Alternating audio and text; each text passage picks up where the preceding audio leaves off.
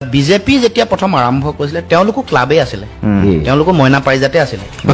যদি কোনোবাই টিকেট দিবলৈ যায় পিছফালৰ দুৱাৰখন খুলি পিনে দৌৰ মাৰে যাক টিকেট দিবলৈ যায়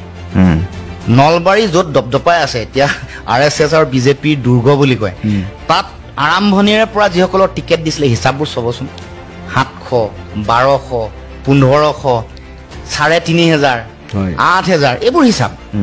আৰু মুখ্যমন্ত্ৰীয়ে যিটো মোক কৈছে সেইদিনাখনো শুনিছো বোলে তেওঁ মোৰ নাম নাই লোৱা নাম ললে ভাবে যে মই ডাঙৰ মানুহ হৈ যাম কৈছে দুবাৰ হৰাইছো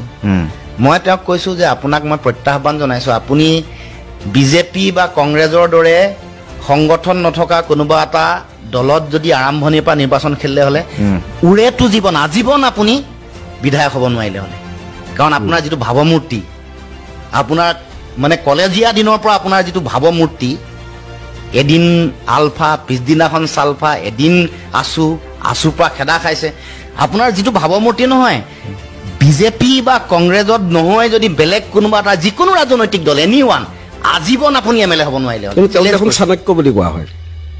আজীৱন এমএলএ এইটো কোৱা কথা পইচা হাতত যেতিয়া আহিব সিন্ডিকেটৰ পইচা আহিব কমিশনৰ পইচা আহিব যিকোনো কাম